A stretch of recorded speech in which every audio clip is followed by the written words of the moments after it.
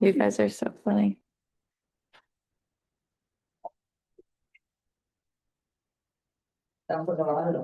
Oh, yeah, it's a big book. Episode 9. Episode 9, yay!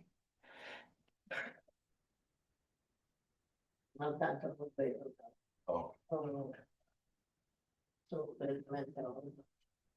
Here we go, and we're alive.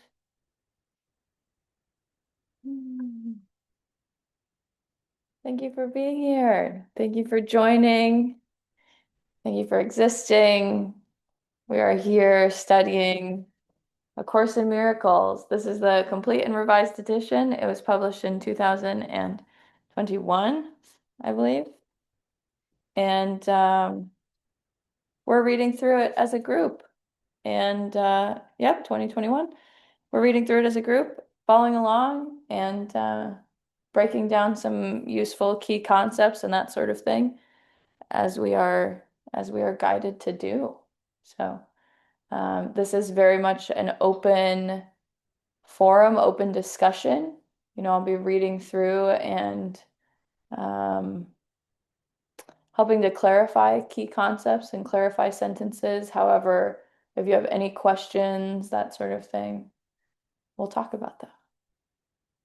Let's start with some thanks. Thank you for bringing us together today. Thank you for this space and for the nourishment we need to do this. Thank you for total acceptance, peace, and forgiveness. Thank you for your will for all being perfect peace and love.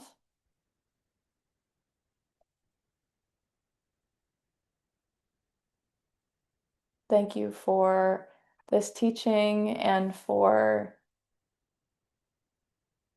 holding this space and reminding us, right? Really reminding us of the truth, reminding us that we are capable of truth, that we want the truth, you know, really reminding us what we want and what we don't want. And we're able to see that above all else, we want to see clearly. We want perfect peace and happiness for all, including ourselves. Let's go. Yay! Exciting. I just took this down and now I'm putting it back up. Not going to stay down. Okay, great. All right, we are picking up where we left off on Miracle Principle 28, paragraph 5, sentence 4. Great, we're on page 21. How exciting. Yay. Okay. We're going to do a quick overview of the last few sentences that we read last time. Just because they really lead into this sentence. So we're gonna build up to this a little bit. So we're gonna start at the top of paragraph 5. It says, sex frequently involves lack of love. What this is talking about and clarifying is that love is not required for sex to happen. Sex is actually has nothing to do with love, right? It's it's two invisible bodies mashing together, right? Has nothing to do with love, right? Just the same as going for a walk, you know? So love is not required to have sex. And sex itself frequently involves a lack of love, right? It frequently involves, you look at sex in general, different circumstances where sex seems to occur, frequently involves a lack of love, frequently involves using another person's body for pleasure and therefore making them a body, which is to wish death upon them, as opposed to perfect peace and happiness that exists in our true state, sans body, right? So, not that this is every time, right? But sex frequently involves lack of love. right? It's not required for Mhm. relating in that way, you Yeah. know? Sex In my free. life experience is true. Yeah. Mhm. And there are times when it's and there are times when it's very loving, right? Very loving, you know. So sex frequently involves lack of love. And this is what, we talked about this the time before last, I suppose, but this is a theme that comes up where we have this sense of mistaken identity, where we seem to look at something from the perspective of the body or the ego, right? Like an orgasm. And people say, oh, an orgasm is this out of body, it's like a spiritual experience. I just orgasm, whoa, right? Um, and in the Course in Miracles, Jesus compares this and really teaches us that this is nothing close to revelation or this true out of body or experience without a body of the love of God, right? Which is what the orgasm is kind of compared to, you know? So this is tying into that same conversation. Sex frequently involves lack of love. The next sentence, but revelation is purely a love experience, right? So sex frequently involves lack of love. Revelation cannot exist if any part of it lacks love, right? Revelation is pure love. If there is even a sliver of lack of love, it's not revelation. Whereas sex itself can frequently involves lack of love, right? So we're talking about two very different experiences here. Revelation is purely a love experience. It is nothing but love.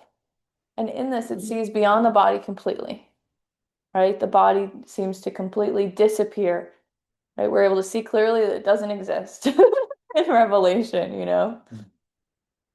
Revelation is purely a love experience. Physical closeness cannot achieve this. Physical closeness cannot achieve this. To be like physically close, like your two bodies are close together, right? So physical closeness in this context, right? It could also be talking about sex.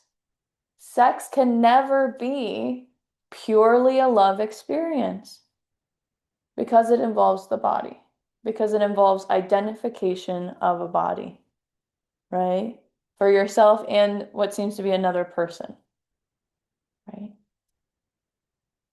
So physical closeness can never be a purely love experience, right?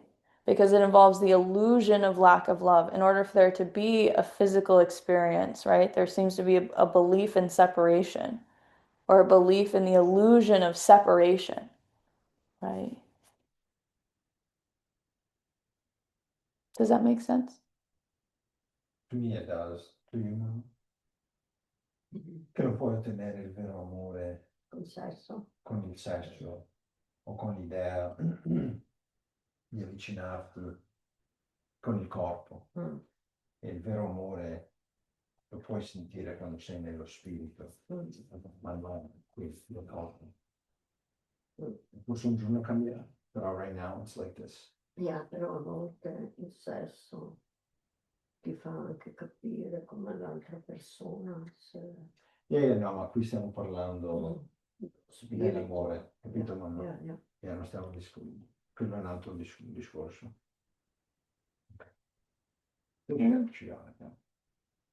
Sex frequently involves lack of love, but revelation is purely a love experience. Physical closeness cannot achieve this. As was said before, the subconscious impulses properly induce miracles, which are interpersonal and result in closeness to others. Right? So, what we talked about before was the layers of the subconscious, right? So, we understand that there's your conscious layer where things seem to happen, right? The conscious layer has no impulses of its own and is only responding to impulses from the superconscious, right, or spiritual level, right, or the subconscious level, right? The subconscious level is then divided into two levels. So you have a surface level subconscious, which can be filled with essentially ego, right? Can be filled with belief in the world, belief in the vulnerable body, defensiveness, a surface level expression of love or interpretation of love, right? And you have miracle impulses below that, right? Your miracle impulses are your true subconscious impulses, right? So if you have a miracle impulse to share love with someone and it gets essentially filtered through the surface level ego impulse, you may notice it as a sexual impulse, right? Because it's saying, oh, I have this miracle impulse to share love, but it's being interpreted through a body, right? So how do I show this? Oh, through a sexual way, in a sexual way, right? So that's one example of it.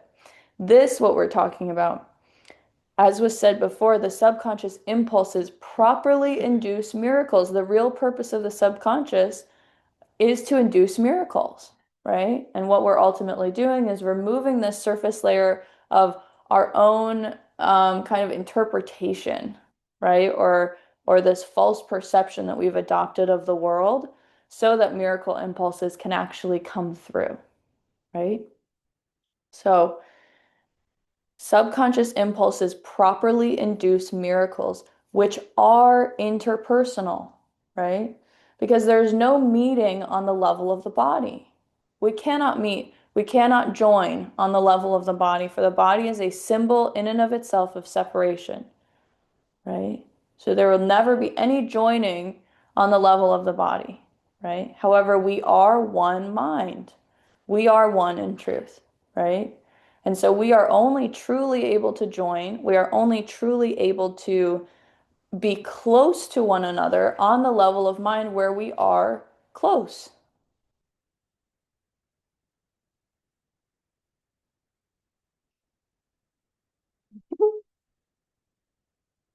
Where we are close. Bello. Good. So what this is referring to is understanding that the miracle impulse that comes from our subconscious allows us, inspires us. It is the means by which we are able to relate in truth, as opposed to relating through the viewpoint of the ego. Right? So the miracle that is inspired from our subconscious, our natural impulse to miracles, our natural impulse to perfect expressions of love, right? These natural impulses that come up from our subconscious are where we are actually able to be interpersonal, right? That's where we are actually able to communicate to someone truly as they are beyond the illusion of the body, right? If we're noticing an illusion of the body, we're confusing it, right? And now the impulse to miracles, the impulse to this extension of love is coming up through kind of the filter of the ego. Does that make sense? Physical closeness cannot achieve a purely love experience. As it was said before, the subconscious impulses properly induce miracles. That's properly induce, right? The true purpose, the proper purpose of the subconscious is to induce miracles, right? That is the true purpose of the subconscious. Miracles are interpersonal and they result in closeness to others, right? True closeness to others, where we can actually join on the level of the mind, on the level of seeing each other clearly. Okay? This guides us to footnote 57. And it says, miracles come from the below conscious or subconscious level. Right. It's a reference to in the text, Miracle Principle 28, paragraph 2, sentence 1. And this is true, right? There's countless times that I can recall having sex, and after you have sex, you realize you have no greater closeness with that person. The ego we seem to have assigned the body so much truth that in reality it does not have, right? That it seems like what the body engages in, we take very seriously, right? Oh, sex is very intimate, it's very serious, it's not lighthearted, well, what about the body and the body this and the body that and all of these things, right? In reality, sex is nothing. Nothing's actually happening there, right? You're talking about taking two invisible things, right?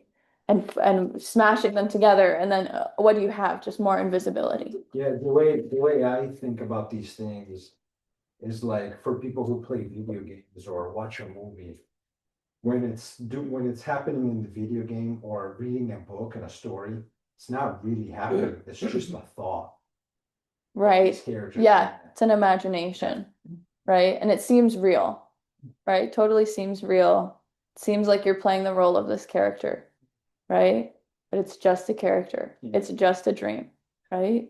So when we look at this and we look at this illusion that physical closeness can inspire true closeness, right? That, oh, if I get physically close, if I'm physically intimate with someone, that will bring us closer together, Yeah. right? Totally not true. Totally impossible, right? If anything, depending on how you're seeing it, right? Because you can totally have sex and be in perfect love the whole time.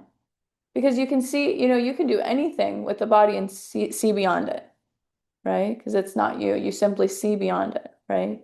However, if you're participating in sex, expecting it to bring you physical closeness, or expecting the physical closeness to actually result in closeness with that person, Yeah. you will be disappointed every time.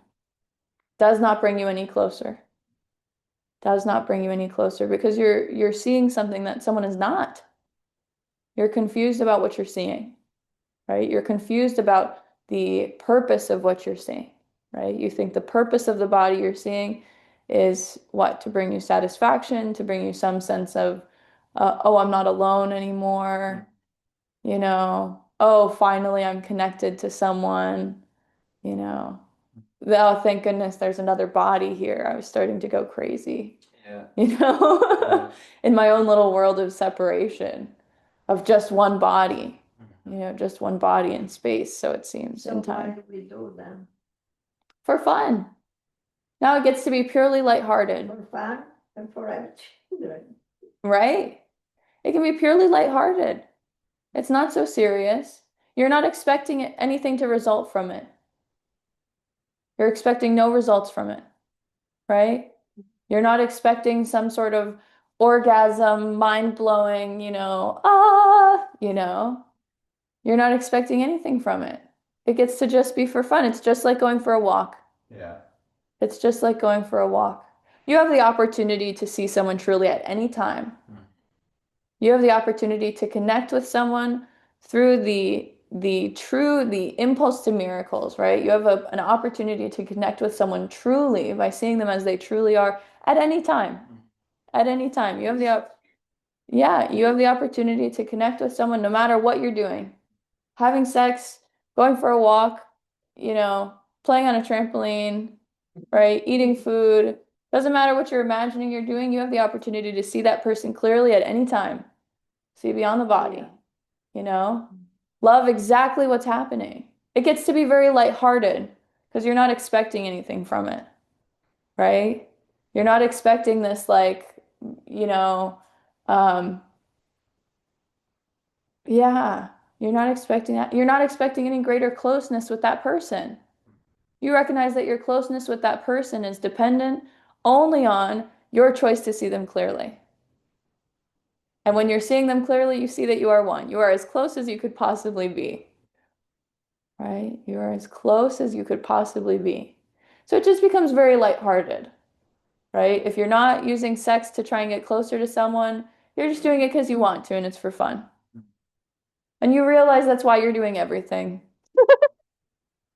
You realize that's why you're doing everything is lighthearted and for fun, no matter what seems to be going on, right? We were all working in the shed the other day, working on this building project. And there was a moment where I was like, oh, this isn't fun. And then I snapped out of it. right? Like I like came to and I recognized like, oh, that's entirely up to me, You can make it fun. right? I'm having a good time with this, right? And I could totally have decided to believe that lie, Mhm. right? Oh, a thought comes in. I could have totally just believed it and been like, oh, whatever, don't want to do this, you know? But I realized and I was like, oh, I can see through this. I can see through this. This is so lighthearted. This is so fun. There's no pressure on anything, right? Takes the pressure off. If the pressure's off, you can have a good time. If you're expecting it to get you something, if you're expecting any external thing to make you feel good, make you feel better, put you in a different mind state, put you in a, do anything for you, right? Or do anything to you, you're going to be disappointed. It's going to be lacking the effects that you expect because those effects cannot be made by something outside of you, right? They are only made from within you. Oh, it's okay, sweetie. Thank you. Thank you. Yeah, you're so aware. You're so conscious and aware. Okay. Yeah, it's great. So miracles are the way that we actually get closer to one another, right? Miracles are how we actually get closer to one another, right? Our natural expressions of love that are totally natural for us to do, right? Natural expressions of total love, total forgiveness, total willingness to see someone clearly, and therefore willingness to see ourselves clearly, right? Oh, Okay. it's okay. Thank you. You can come here. Oh, all done. 1, 2. Thank you. Oh, you're so good. Yeah, you're so good. Thank you, princess. Thank you. Thank you. Okay, bedtime. Mhm. Perfect peace and happiness, Bara. My pet bear decided to yell. What? I said my pet bear decided to yell. She's like yelling, like, ah, Your cat? No, Pet. Bara. pet. Mm. But I call her a pet bear. Mm.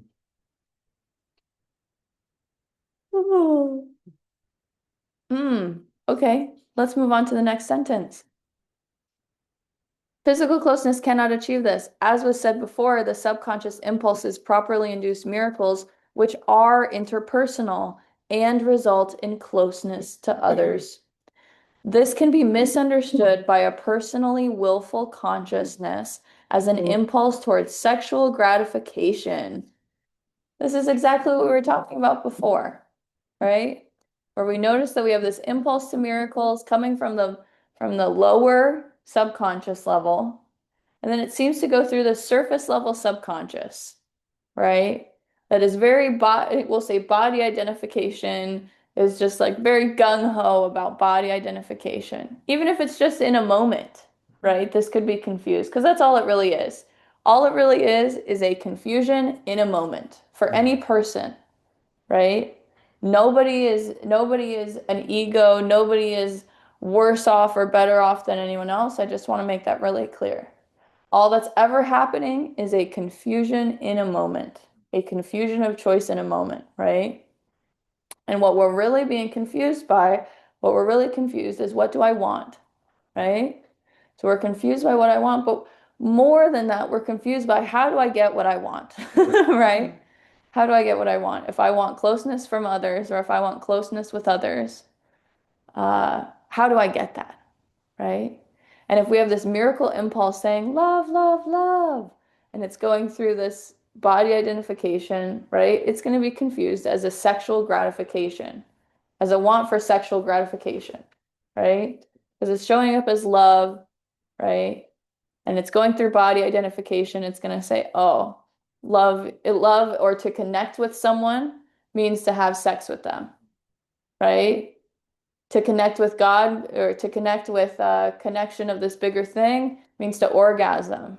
And I have this feeling of like vulnerability and openness, and the world falls away, right? So it seems like we have this relational connection, right, where we're confusing our want with something that's never going to get us to what we want, right?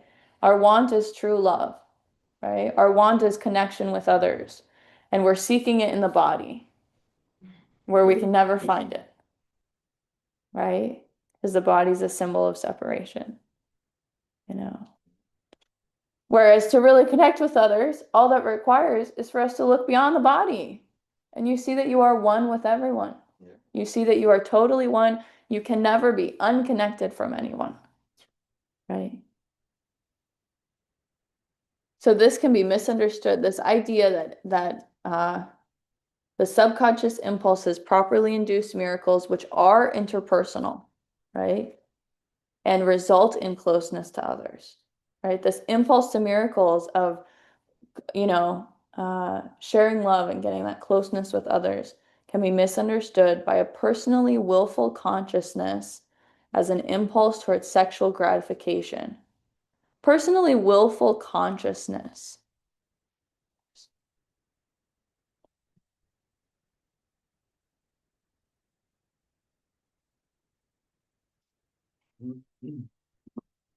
Personally willful consciousness. I would say this is in regards to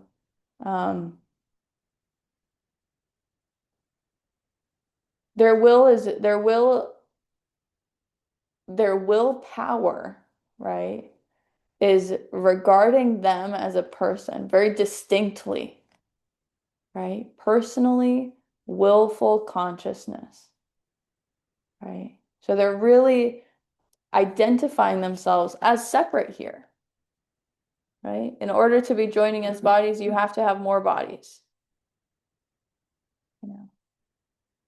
Personally willful consciousness.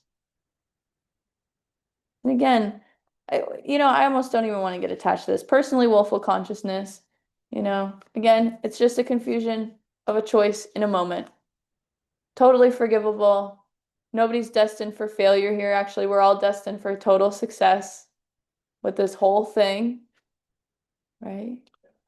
So this sort of thing doesn't really matter. Personally willful consciousness. Somebody told me today and they said, I'm pretty sure she's a sociopath. Pretty sure she's psychopathic. Or, talking about someone else. I was like, honey, nobody's psychopathic. They're just confused. They just think that what they're doing is going to get them what they want. That's it. They're just confused. They're like a little kid. They're a little kid, and we just choose to have total compassion for them. Total compassion. Oh, you're a confused little kid. It's okay. That's not how we make friends. That's not how we show love. You don't need to be defensive. Nobody's out to get you. And we had a great conversation about projecting and how the oh, all done. I need you to lay down, please. Or I want you to. Is that fun? Is that fun? Thank you. Thank you. You're very good. Yeah. Yeah, we talked about projection. We talked about projection in terms of, she's describing someone who really apparently feels the need to like put people down, like start gossip, like start rumors, just totally make stuff up. Like really, really crazy stuff too. Like, oh, so and so female, right? So and so has a child that they like totally abandoned, so many years ago, right? And my friend, the so and so in this person's gossip, in this person's story, is immediately like, oh, I feel like I have to defend myself. Like I want to show that I would never do that. I could never do that. And I've reminded her, both people's behavior in this scenario are coming from the exact same place, right? It seems to be showing up a little bit differently, right? Where the person starting the rumors feels that in order to make themselves more lovable or to make themselves acceptable or anything else like that, they have to Their ego is demonstrating, oh, I have to defend myself by putting other people down so that I'm higher up, right? Whereas her ego is trying to defend herself and saying, oh, in order to be more lovable, I have to raise myself up because someone put me down, right? Both situations, people are avoiding guilt. People are just avoiding guilt and trying to push it on someone else to make themselves not guilty, right? So in the first scenario, the person who's telling these rumors about someone, right, all of this stuff, she's saying, "Oh, I don't want to feel guilty. I have a bad feeling. I want to be innocent again," right? And so I'm going to tell this story that really makes someone else seem really bad and really guilty, you know? And then my friend is sitting there saying, no, no, no, I'm not guilty. She's guilty because she's making up the story. And that's rotten, you know? So it was a great conversation, regarding the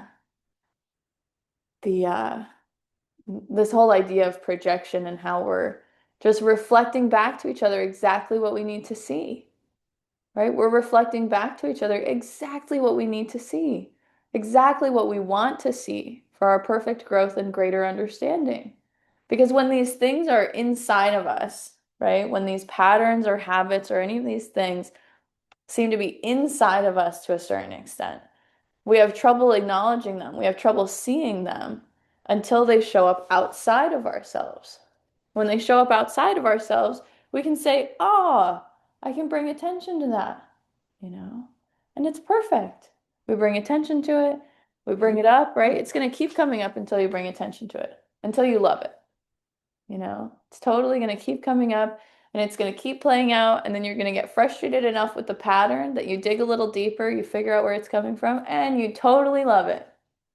You totally love it. You bring truth to it, you lighten it, right? It's okay. Thank you. Thank you. Good girl. Thank you very much. Yeah. Thank you. Thank you. Yes, thank you. So it's really great. But yeah, getting back to this personally willful consciousness, you know. All this is confusion. We'll keep it really lighthearted. All this is confusion. Nobody's more willful in a bad way than anybody else. You know, we're all one, right? Great. Starting off paragraph 6, sentence 1.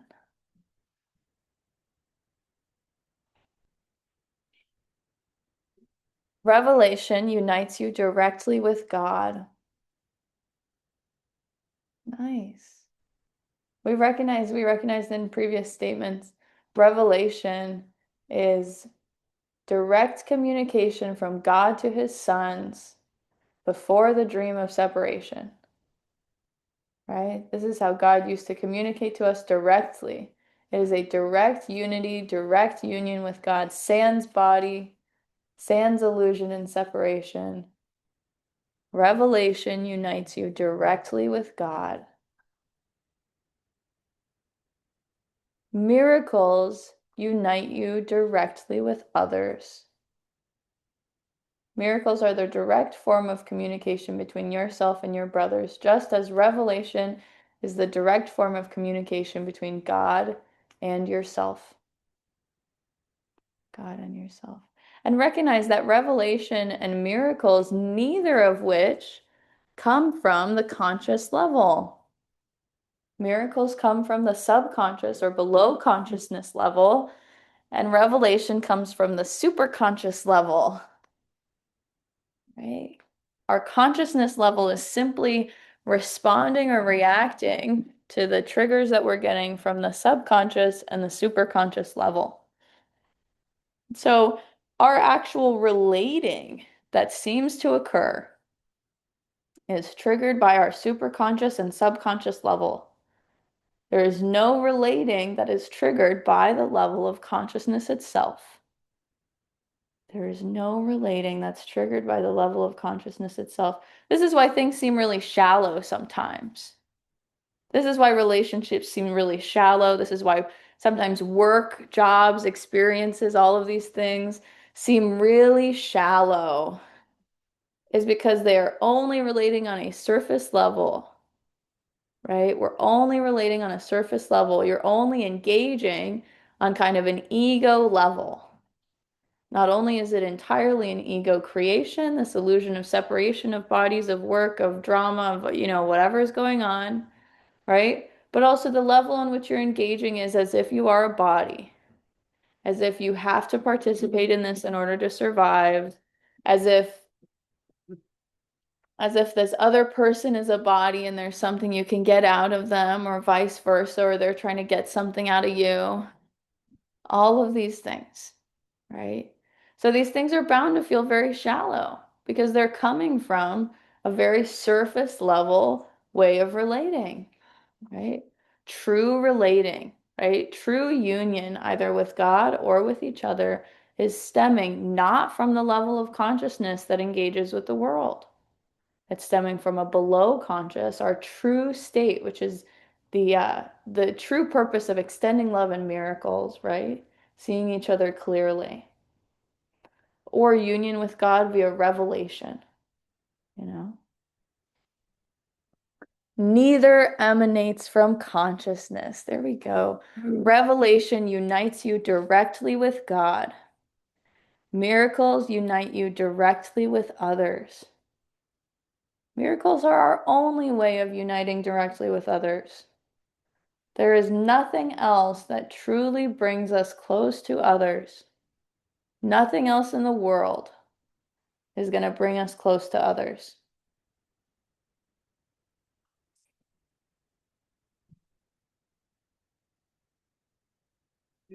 Cose veramente assurde. Non capisci chi sei veramente quando conosci la verità. Tutto questo è un sogno, è tutto un gioco di frame, capito? Non è più un videogioco, un pensiero.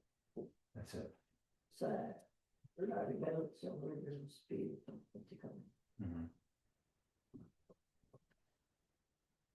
Revelation unites you directly with God. Miracles unite you directly with others. Neither emanates from consciousness, but both are experienced there. Remember, consciousness, this level where things actually seem to happen, right, is simply a response reaction to whatever is triggering it, right?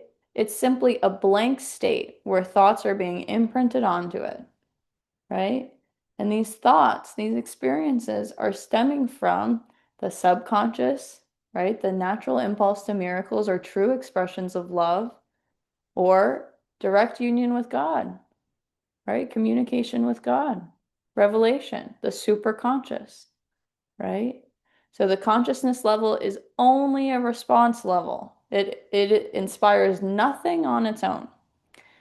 So neither miracles nor revelation emanate from consciousness, but both are experienced there. This is essential because consciousness is the state which produces action, though it does not inspire it. Consciousness is the state, consciousness is the level on where things actually seem to happen. Consciousness is the state where we can actually do something, right? Miracles, the impulse to miracles, the subconscious state doesn't actually do anything, right? It's still, it's a thought. It's not actually an action at that point, right? It's an impulse, right? But the action of producing miracles, of sharing miracles, can only happen on this, on the level of consciousness, right? That responds to the impulse, right?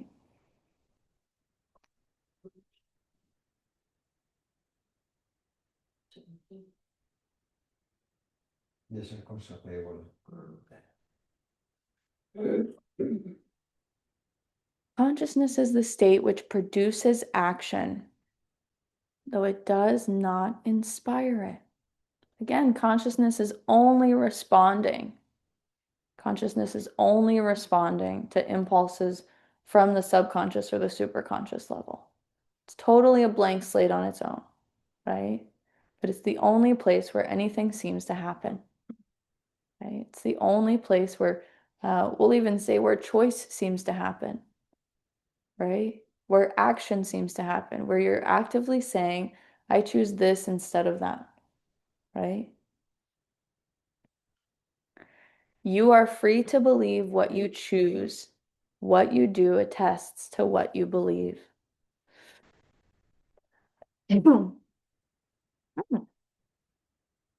This is one of my favorite lines. Jesus is reminding us, you are totally free to believe whatever you choose.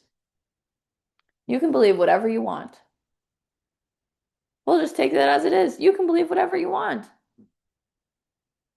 And then he follows it up with what you do attests to, or kind of reinforces, shows other people, attests to, is a testament to what you believe, right? So he's really showing us we can believe whatever we want. That's totally accurate. You totally can believe whatever you want to believe, right? Eventually you'll figure out what you want, what it is you want to believe, you know?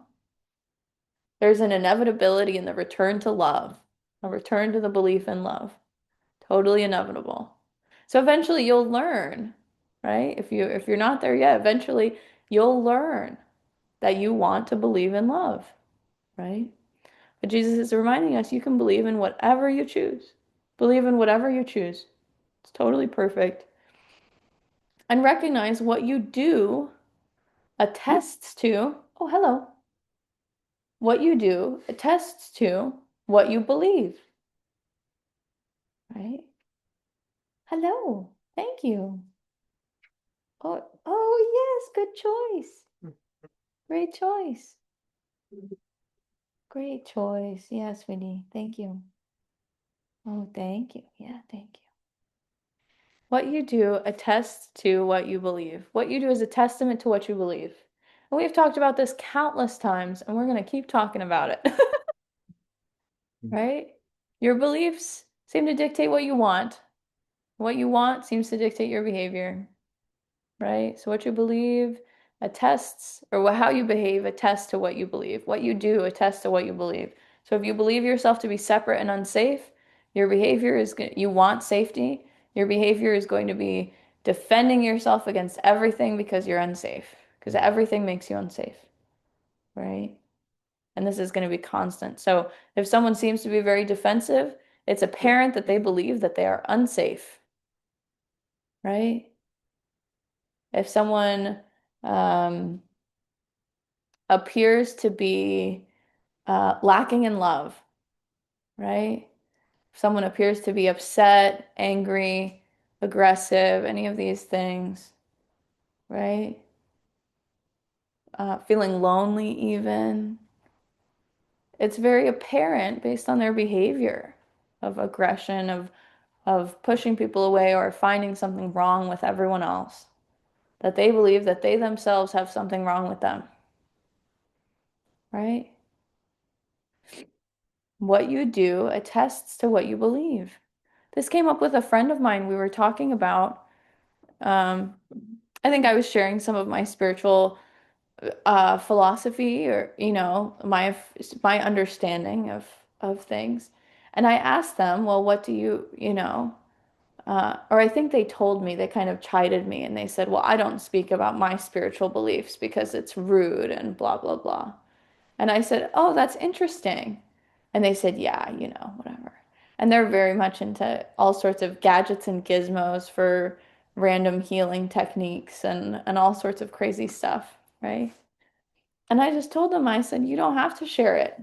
What you do attests to what you believe. All of these things that they're doing totally, totally show me that they believe they're a vulnerable body destined to die. Right? What you do attests to what you believe. You can believe whatever you want. It's totally perfect. There's nothing wrong with that. Right? He'll at some point, at any point, whenever he chooses, right, will choose something else. Right? He'll choose love instead of fear. I just was reminded about a scripture. Forgot what it is, where it is, but it says, "From the abundance of the heart, the mouth speaks." And something very similar to what you just said. That's awesome. Yeah, what you do attests to what you believe. Amplify emotion. Come essere più vero. Quello che c'è nel cuore, la parla, no? La bocca parla. What you do attests to what you believe. And you're free to believe whatever you choose. Recognize you're choosing it. Recognize it's your choice to believe that. You could say it's based on evidence, you're choosing to believe it. You can choose differently at any time. You could say, oh, but I have all of this evidence that the ego is telling the truth because look at the world and look at this and look at that, you know? And then you could have all the evidence totally stacked against the ego's claims of total perfection, perfect peace and happiness for all. Yeah. Totally depends what you want to see. Recognize it's a choice. Recognize it's entirely a choice. One's uncomfortable, the other one is comfortable. One's That's what I uncomfortable. found out. This is the confusion, right? We seem to be confused only on one thing, and that's confused about what we want. Well, we're not really confused about what we want. We're confused as how to get it, Yeah. right? We're confused about how to get what we want. You know, we think it's through bodies, we think it's through maybe shallow relating with the world, shallow relating in this dream. It's not really how we get what we want. And eventually we figure it out. We say, oh, this isn't working. There must be another way. Yeah. There must be another way. And then we figure out, oh my gosh, it feels like I quote unquote wasted so much time Yeah, I felt like that. relating in such a shallow way, only to see that the solution is so simple. Yeah. Only to see that the solution is available to me in any moment. You just gotta ask if you don't know. Just choose differently. Yeah. Just choose differently. Yeah. Bless you. Yeah. I love it. I love it. Yeah, the state of consciousness, this middle layer where we actually seem to engage, right? This is a state which produces action, right? The act of sharing miracles, the act of seeing each other clearly, right? The act of choosing what we make, what we create, right? Making and creating happen on the level of consciousness. What they're inspired by, right, is the superconscious, right? Connection with the unity of God, the will of God, right? And the subconscious, the true impulse to miracles. That's what inspires consciousness, the level of action. What you do or the action attests to what you believe or the subconscious. So your subconscious is either geared towards miracles or, as we'll find out in the next paragraph, right?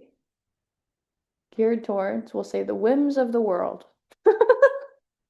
The whims of the world. Paragraph 7.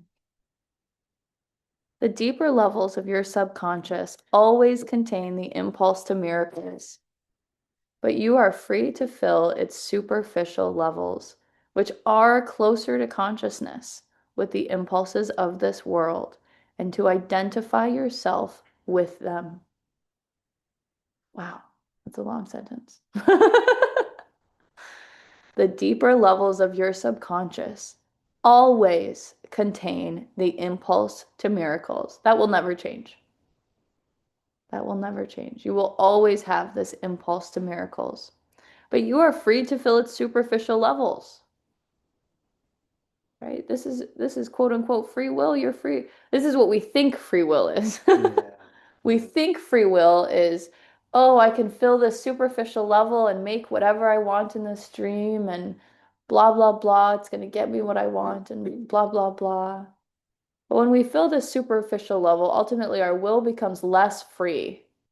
Our will becomes now tied to this superficial level because in order to make this superficial level, we put our creative power into it. We are literally making the superficial level that fills this superficial level of our subconscious. We are literally making that.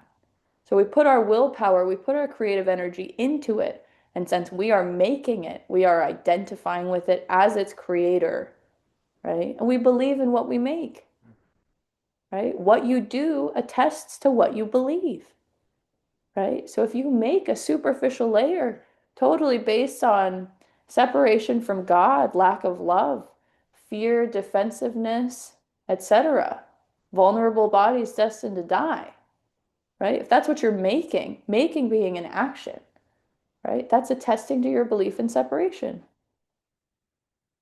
right? So what you're making there is what you're going to believe in. So we think that this is what free will is, right? Is this line that says you are free to fill its superficial levels with the impulses of this world and to identify yourself with them. That's what we think free will is. We think free will is this freedom to fill the superficial level of our subconscious with the impulses of the world, right? But we're really denying our free will. We are chaining our free will now to the impulses of the world and saying these impulses of the world now get my willpower, right? These impulses of the world now guide my decisions, because that is what I have tied my willpower to. Tied my willpower to.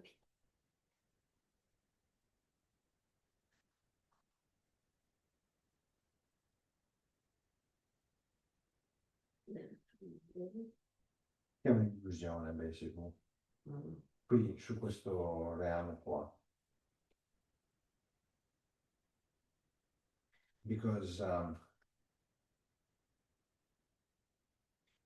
basically ti dicono che puoi fare quello che vuoi, right? Tutte le decisioni qua nella vita, puoi fare quello che vuoi. Però dopo vai a scoprire che era tutta una perdita di tempo. Right? Yeah. Se vuoi, se vuoi mettere via soldi, se vuoi fare questo, quello, non serve a niente. Perché alla fine cosa succede? Muori, right? Yeah. Se non hai combinato niente. Cioè, anche quella è un'illusione, non hai una scelta veramente libera. Hai già scelto la tua vita e andrà così, quando accetti come andrà.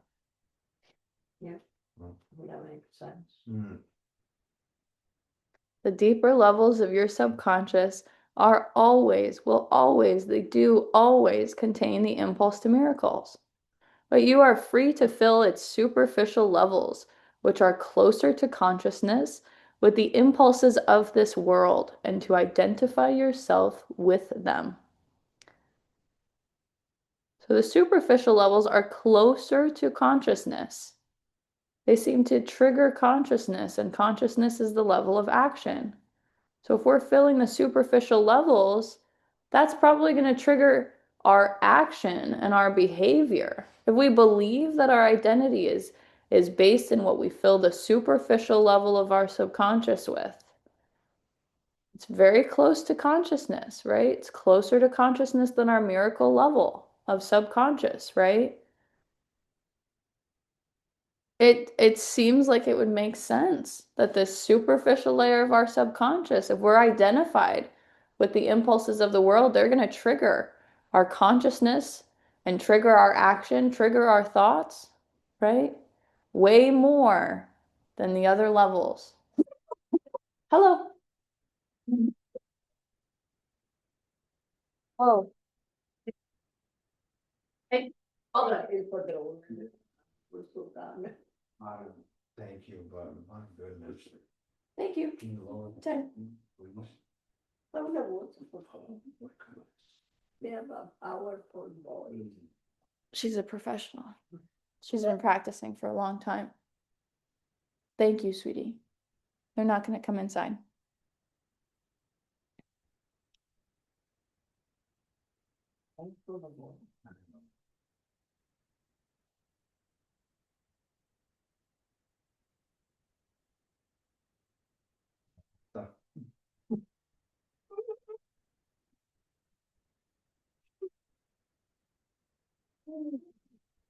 Hey.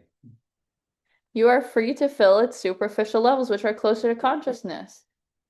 They're closer to consciousness, probably triggering consciousness all the time. That's what it seems like.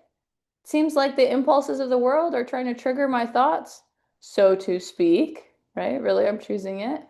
It's perfect for awakening, perfect for seeing clearly, to have these things triggered and brought up to the surface on the level of consciousness where I seem to be able to see them, right? I seem to not be able to see what's on the subconscious, right? What's hiding right below the surface, I seem not to be able to see. So I bring it up to the conscious level so I can see something, so I can do something about it, bring it to truth, right?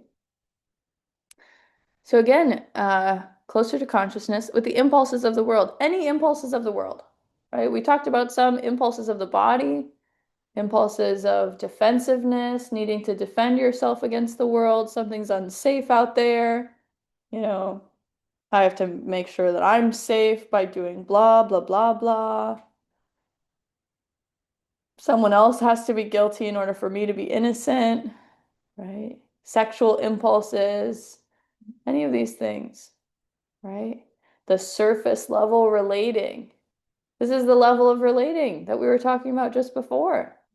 This is the level of relating where you're relating on the level of the body, quote unquote, the needs of the body, right?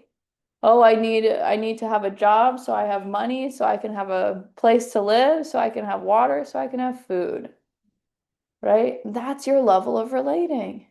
And when that's your level of relating, the way you relate to others is what can I get out of you that helps me be safer?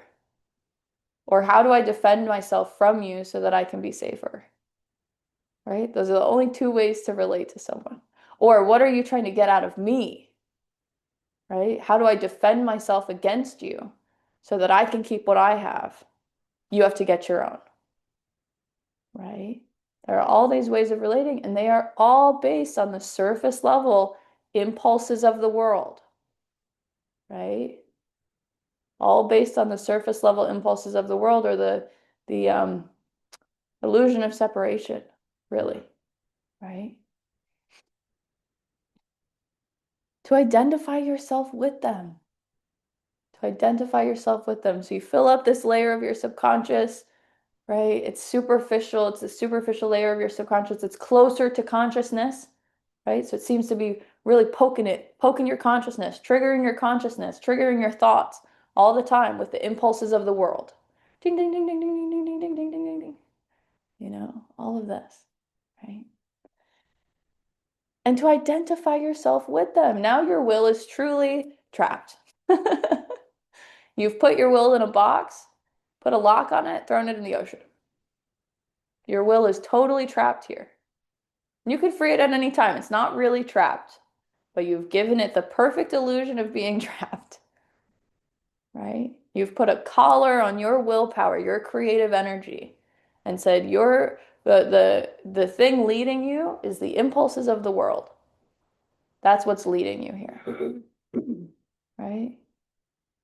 I am not your leader anymore. My true self, my spirit, is not the leader of my free will anymore. The impulses of the world will be telling my willpower where to go, what to put energy into, right? And it's exhausting. Seems to be exhausting. Seems to be really uncomfortable. Seems to be really uncomfortable. We seem to have no energy. We seem to have no energy. We seem to be putting a lot of energy into what we don't want or into what is obvious to us that it is not going to give us what we want, right?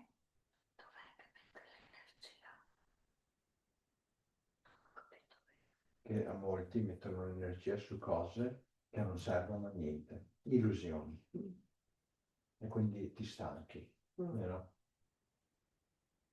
Ma quando metti l'energia sulle cose vere, la verità, tutto a posto. No? Qui stiamo parlando delle queste illusioni, gli impulsi del mondo. Prima abbiamo parlato del sesso, quello è un impulso, dopo c'è cosa c'è il mangiare, quell'impulso di sentirsi, oh, devo essere sicuro, devo avere soldi, devo avere questo, devo avere quello, quelle cose mi rendono sicuro. Falso. Quello che sei veramente non ha bisogno di soldi, non ha bisogno di una casa, non ha bisogno di niente. sei perfettamente abbondante perché tu sei un frammento di Dio e non hai bisogno delle cose di questo mondo per andare avanti, capito? È come si vive. Non importa, non importa. Gesù cosa faceva? Andava in giro senza una casa, Mm. right? Ed aveva sempre tutto quello che aveva bisogno, capito? Mm. Perché noi non ci... Remember, I just want to add to this because I'm pretending I understand everything you're saying in Italian. It's for fun. You get to do it for fun. It's not because like taking care of the house and having a job and doing all of these things becomes fun. It becomes lighthearted. Divertimento. It's not so heavy anymore because you're not expecting it to give you safety. You're not expecting it to give you some sense of security, some sense of, anything like that. It just gets to be what it is, which is totally neutral. But it's just about recognizing that the world, the impulses of the world, the impulses of the body are not going to bring you safety. So what I was So saying, it's recognizing when they're by themselves, when they get to just be for fun, right? And you recognize you already are safe. Do it for fun. And if thoughts that you're doing it to get something out of it, right? Or you're engaging with someone to get something from them, right? You can shift that at any time. You can engage with them truly. You can engage with these things totally for fun, totally lightheartedly, and see that you are one with them. See that you are truly relating with them and that you are already safe. so I was telling her about, I don't know if you know, but Jesus, when he started his ministry to go around and teach these things, these teachings, he did not have a house. He did not have a lot of like personal belongings or a lot of resources, but food was always there, shelter was there, whatever he needed was always there. Because they Right? live with the disciples. Yeah, no, but what I'm saying is like, But I've noticed this in my own life, Mama. yeah, I've been moving across the country and living in all sorts of random places, and I have always had exactly what I need. there you go. And do you remember also that he talked about the little bird, right? Yeah. He even made it like an example. Mm. The little bird doesn't have money, doesn't pay taxes, doesn't do anything like that, Yeah, right? whatever. But he always has whatever he needs. Isn't that funny, right? Mm. So same thing with us. Is like don't fall in the illusion. It's like, oh, I have to have fear. I have to need a house. I need this. I need that. It will be provided. Everything will be provided if you see who you really are. You know. Well, it's provided even if you don't see. Just to be clear. Yeah.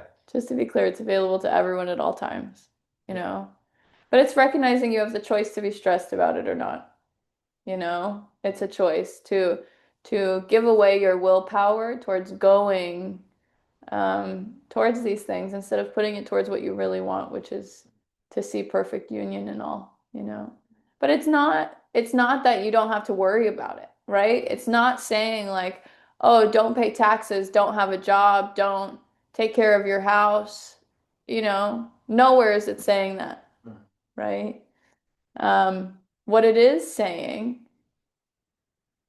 just I want to make sure that this is totally clear. What? What it is saying is not kind of what Davide just mentioned, like the story of the bird, where it's like the bird doesn't have a house, doesn't do this, doesn't do that. Yes, that's part of it. You will always have what you need. That is unquestionable, right?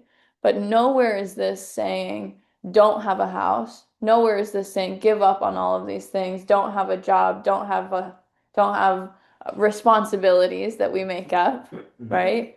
But it's understanding how we see them. If you're identified with those responsibilities, they become very heavy, right? They become very heavy and they take a mental tax because so much willpower is going into maintaining those things to give you an illusion of safety. And I say illusion of safety, A, because you're already safe, and B, this safety only exists in the illusion. Yeah. And everything that we know with an illusion is that it's not actually there, which is why it's an illusion of safety. You lean on it and you fall through. So you feel like you constantly have to maintain it, right? So it's just understanding that we have the opportunity, just like with sex that we were talking about before, we can engage with it totally just for fun. It becomes something totally for fun. Oh, we have the house and we get to imaginary pay bills and we get to imaginary, go to our job. Really, all of these are just perfect opportunities to love whoever we're interacting with, to see through the illusion and see through the activity that we seem to be doing, right? To whatever is truly on the other side, whoever is truly on the other side, right? Which really is just us. We are on the other side of every interaction, right? Nice. Cool. I'm feeling called to I want to finish this little paragraph. So let's continue. The impulses of the world and to identify yourself with them. Really, it's the identity with them, right? Impulses of the world, their thoughts, they might seem to come up in your mind. Are you believing them? Are you identifying with them? And recognizing that the suffering is caused by a misplacement of your identity. If you're identifying yourself with the impulses of the world, right? Or identifying yourself with the body, as opposed to identifying yourself with your true self as spirit, right? This is where all sickness, all suffering comes from, is a confusion of identity. That was that? Yeah. Okay, good. We were talking about this earlier. Nice. Yeah, a lot of these things we were talking about before we came here. It's very interesting. That's great. Okay, this results, right? Filling the superficial levels closer to consciousness with the impulse of the world and identifying yourself with them results in denying yourself access to the miracle level underneath. If you are body identified, if you're very, very focused on the superficial level of relating, right? You are denying yourself access to the miracle level underneath. You're denying yourself access to truly relating with others beyond the body. Capisci cosa ha detto? No, questo no. Che se sei veramente perso o ti concentri soltanto sull'illusione di questa vita, non potrai mai vedere la verità, perché sei bloccato nell'illusione. Capito? Yes. Yeah. So again, it comes from the identification, right? So it's not just, oh, I have this superficial layer, it's filled with the impulses of the world, it's closer to my conscious level, right? However, when you are filling this and you are identifying with it, your free will is gone. Your free will is totally trapped in this level, the superficial level of your subconscious, right? And this superficial level, right, is blocking your access to the miracle level underneath.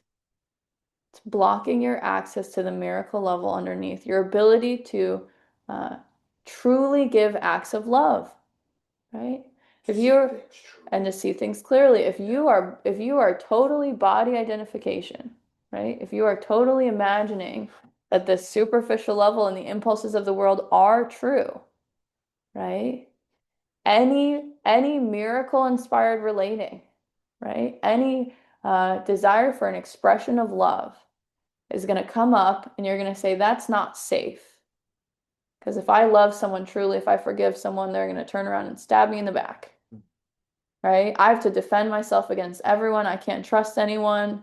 Miracle, if you are body identification, if you are believing a lie of separation, you cannot relate to anyone truly. Love is not safe. Love is not safe, right? If you're a body.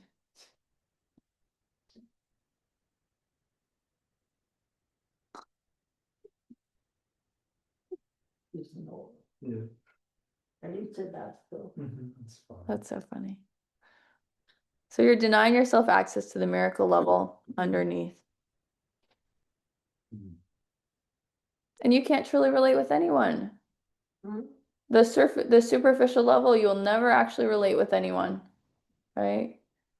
You'll only relate on a superficial level. Miracles are how we unite with each other.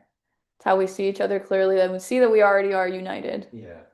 That there's no ultimately. need to Right. unite, that we Yeah, already are. exactly. Exactly.